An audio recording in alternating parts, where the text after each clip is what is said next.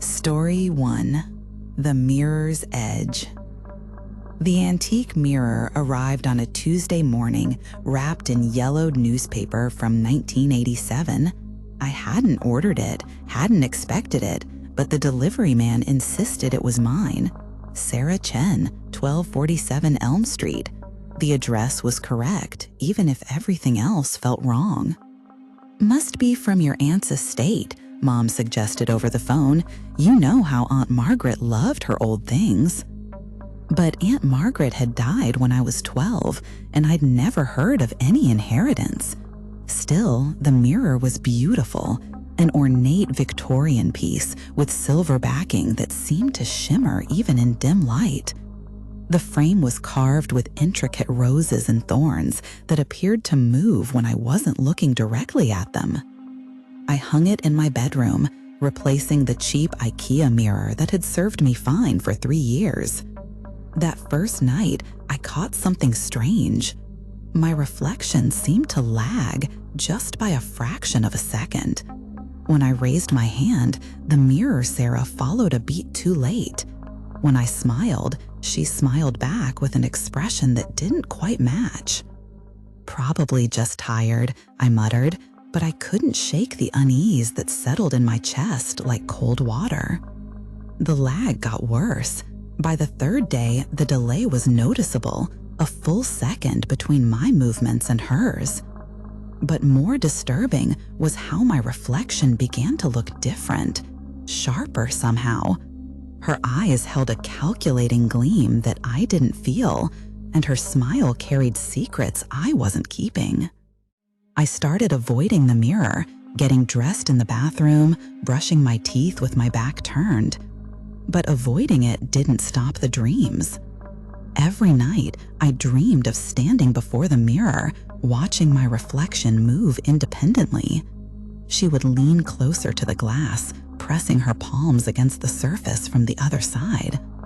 Her lips would move, forming words I couldn't hear, but somehow understood. "Let me out." I woke each morning with the taste of silver in my mouth and the feeling that someone had been watching me sleep. The breaking point came on a Friday evening. I was on a video call with my friend Maya, laptop positioned so we could both see each other on screen. Mid-conversation, Maya's expression changed. "Sarah, why are you making that face?" "What face?" I asked, genuinely confused. "That smile, it's creepy as hell." I touched my mouth. I wasn't smiling. But when I glanced at my laptop screen, the tiny self-view window showed me grinning with an expression I'd never worn. Predatory, knowing, wrong. "Technical glitch," I said quickly, closing the laptop. But it wasn't a glitch. I walked to the mirror, and there she was, my reflection, still wearing that terrible smile, even though my own face was slack with fear. "What do you want?" I whispered. Her lips moved, and this time I heard the words, not through my ears, but directly in my mind. "Your life is wasted on you." The room temperature plummeted. My breath came out in visible puffs as frost began forming on the mirror's surface. But instead of obscuring my reflection, the frost revealed something else, scenes playing out like a movie. I watched myself at work, confident and commanding in ways I'd never been. I saw myself at parties, the center of attention, radiating charisma. I watched myself kiss strangers, travel to places I'd only dreamed of visiting, live with a boldness I'd never possessed. "This could be you," the reflection whispered. "This should be you. All you have to do is step through." The mirror's surface rippled like water.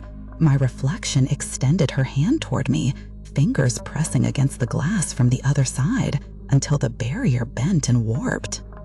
I found myself reaching out, drawn by the promise of a better life. My fingertips touched the glass, and it felt warm, yielding. The surface began to give way like liquid mercury. "Sarah, stop." I spun around. Maya stood in my doorway, having used her spare key. Her face was pale with terror. "I could see it through the video call," she gasped. "Even after you hung up, I could still see you on my screen, but it wasn't you. It was something else wearing your face, and it was getting stronger." I looked back at the mirror. My reflection was no longer just similar to me. She was perfect. Everything I wished I could be, everything I felt I should be. And she was almost through. "She's been feeding on your insecurities," Maya said, grabbing my shoulders. "Every time you looked in the mirror and didn't like what you saw, every time you wished you were different, you were giving her power." The reflection's hand broke through the surface, real flesh and blood reaching into my world. Her fingers were ice cold as they grasped for me. "Don't let her pull you in," Maya pleaded, "and don't let her come through." But I was mesmerized by the possibility. Here was everything I'd ever wanted to be. All I had to do was take her hand, and I could leave my ordinary life behind. "What if she's right?" I whispered. "What if I am wasting my life?" "Your life isn't perfect," Maya said firmly, "but it's yours. She's not offering to make you better. She's offering to replace you entirely." The reflection's eyes met mine, and in them I saw infinite hunger. She didn't want to help me become confident. She wanted to consume everything I was and wear my skin like a costume. With every ounce of willpower I possessed, I stepped back from the mirror. The reflection's face contorted with rage. She pressed both hands against the glass, and hairline cracks began spreading across the surface. "You can't hide from what you are forever," she snarled. "Every time you doubt yourself, every time you wish you were someone else, I'll grow stronger, and eventually you'll come back to me." The mirror shattered, sending silver fragments across my bedroom floor. In each shard, I caught glimpses of my reflection, still smiling that predatory smile. Maya and I swept up the pieces, but I knew it wasn't over. The reflection was right about one thing. I couldn't hide from my insecurities forever. But I could learn to face them without wishing I was someone else entirely. I bought a new mirror the next week, a simple, modern one with no ornate frame. Sometimes I still catch that slight delay in my reflection, and sometimes my mirror self still smiles when I'm not. But now I understand what feeds her, and I'm learning to starve her instead. The fragments of the old mirror went to the dump, but I sometimes wonder if someone else will find them, if someone else will be tempted to piece together a reflection that promises everything they think they want. I hope they're stronger than I almost wasn't.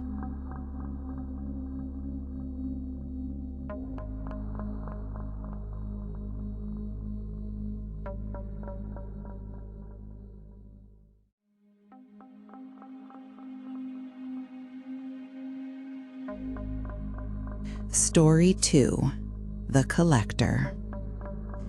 The moving truck pulled away from 1847 Maple Street on a Tuesday morning, leaving behind only tire tracks in the wet asphalt and the faint smell of diesel exhaust.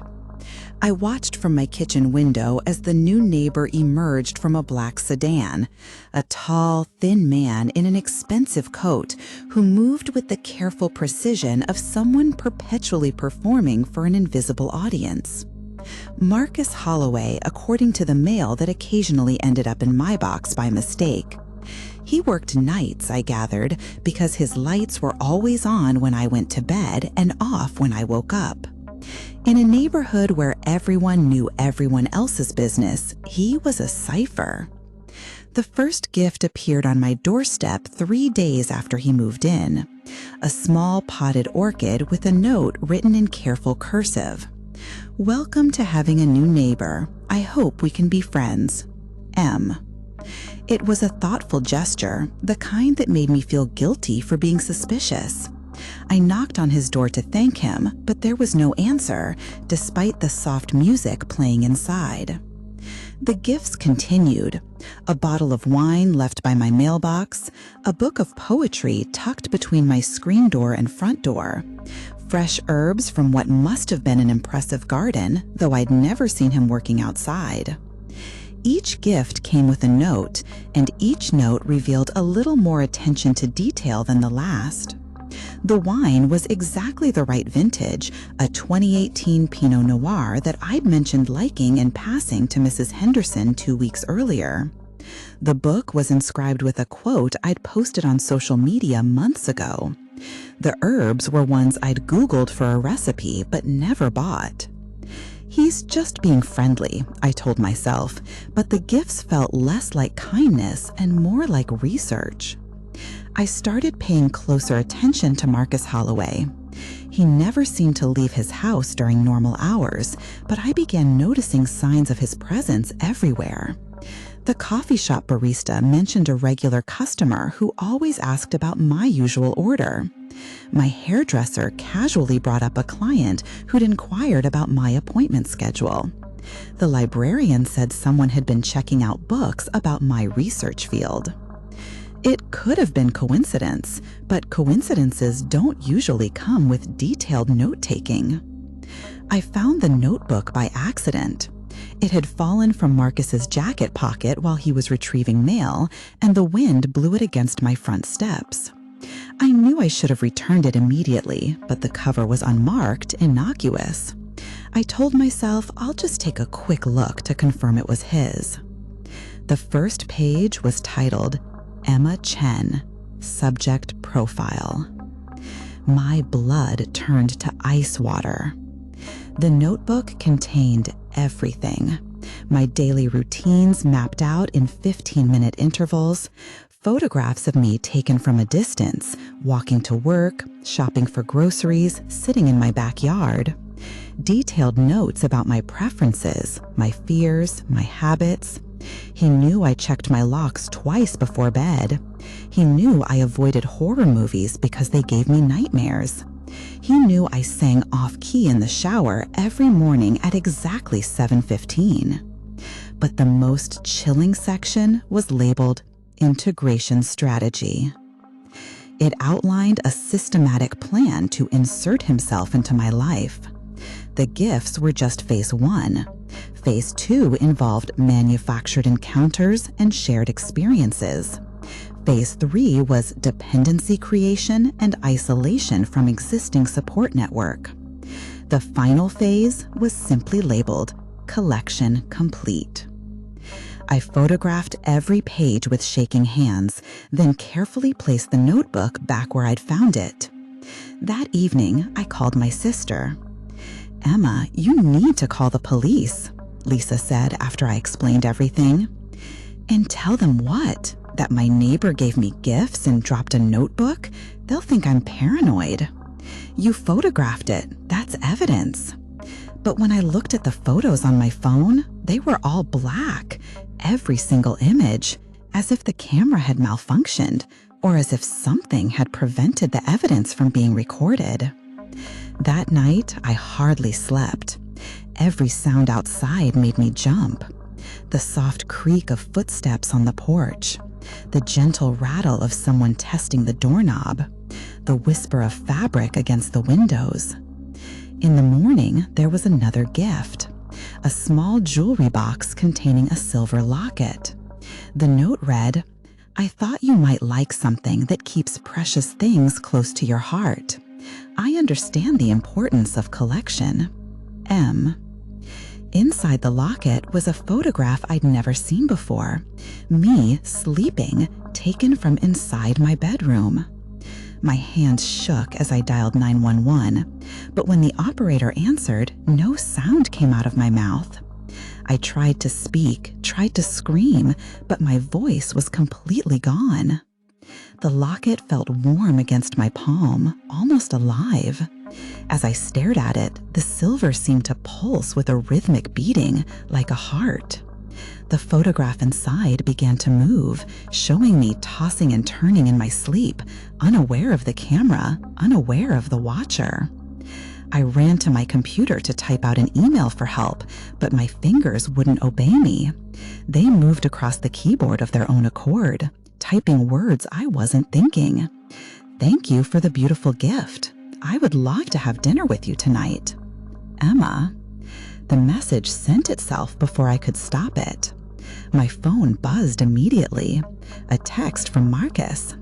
"I'm so glad you're ready for the next phase. I've been preparing something special." I tried to delete the message, tried to call Lisa, tried to do anything, but my body was no longer entirely my own. The locket around my neck grew warmer, and with each pulse, I felt more of myself slipping away. That evening, I found myself getting dressed in clothes I didn't remember choosing. My reflection in the mirror showed a woman preparing for a date, but behind my eyes was a scream no one could hear. Marcus knocked at exactly 7 p.m., holding a bouquet of flowers that smelled like funeral arrangements. When I opened the door, I tried to run, tried to slam it shut, tried to do anything. Instead, I heard my voice saying, "They're beautiful. Please come in." He stepped across my threshold with the satisfaction of someone's carefully laid plans were finally coming to fruition. "You've been so patient with my courtship," he said, settling into my living room as if he belonged there. "But I think you're ready now to understand what I really am." The walls of my house began to change.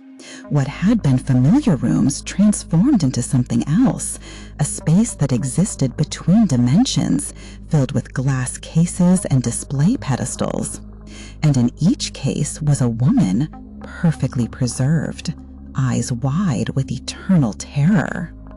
"My collection," Marcus explained with pride. "Each one was special, unique. But you, Emma, you're going to be my masterpiece." I tried to scream, but the sound that came out was soft and compliant. "I'm honored to be chosen." The locket pulsed faster now, its rhythm matching my terrified heartbeat. With each pulse, I felt more of my will drain away, replaced by a docile acceptance of whatever he wanted. But something was wrong with his plan. The locket was old, older than Marcus had anticipated, and it carried echoes of its previous owners.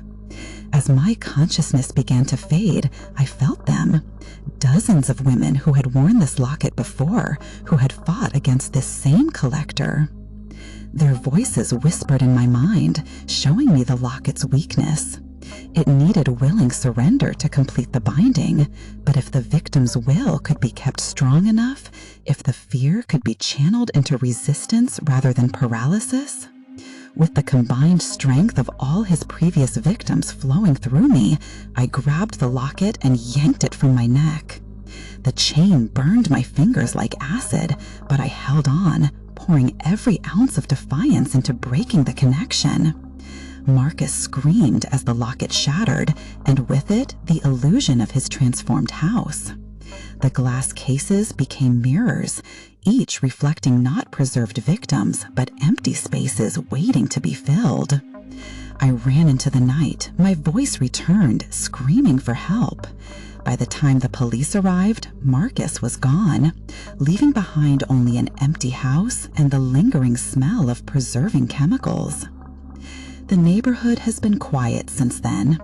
The house at 1847 Maple Street remains empty, though sometimes I see lights in the windows and hear the sound of someone carefully arranging a display. I moved across town, but I still check my locks twice every night. And sometimes, when I'm almost asleep, I feel the phantom weight of a locket around my neck and hear the whisper of Marcus's voice. Collection incomplete. Subject relocated. Phase 1 resuming. I keep my phone charged and the police on speed dial.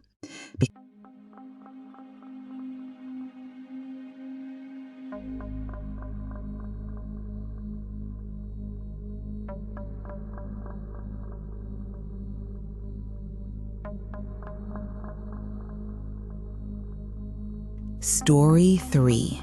The frequency.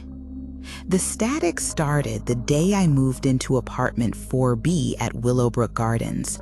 It wasn't constant, just a soft whisper through the walls when everything else was quiet, like tuning a radio that couldn't quite find the station. The landlord, Mr. Patel, insisted it was just old wiring, but old wiring doesn't usually sound like voices. At first, I could ignore it. I was starting my master's program in audio engineering, so I told myself it was just my ears being hypersensitive to electrical noise. Every building has its sounds: pipes settling, neighbors moving around, the hum of appliances. This was just another part of the urban symphony I was learning to tune out. But the static was patient. It waited for moments when I was almost asleep, when my guard was down, and then it would creep through the walls like smoke. Soft at first, barely audible, then gradually louder until I was fully awake. The first time I heard actual words in the static, I was studying late in my bedroom. My laptop was charging on the nightstand, my phone was on airplane mode, and there were no other electronics running. But through the wall came a voice, clear as if someone was whispering directly in my ear. "Can you hear me now?" I pressed my ear to the wall. The voice was coming from 4A, the apartment next door. But according to Mr. Patel, 4A had been empty for 6 months. "Hello?" I called softly, feeling foolish. The static stopped immediately, as if I'd interrupted something. Then, after a long pause, "You can hear me." It wasn't a question. Over the next few days, I became obsessed with the voice. I researched everything I could about audio phenomena, electronic voice phenomena, radio frequency interference, even infrasound and its effects on human perception. But none of the explanations fit what I was experiencing. The voice had personality. It was curious, almost childlike in its wonder that someone could finally hear it. It asked questions about my day, my studies, my life. At first, our conversations were simple. "What's your name?" "I'm not sure I remember." "How long have you been here?"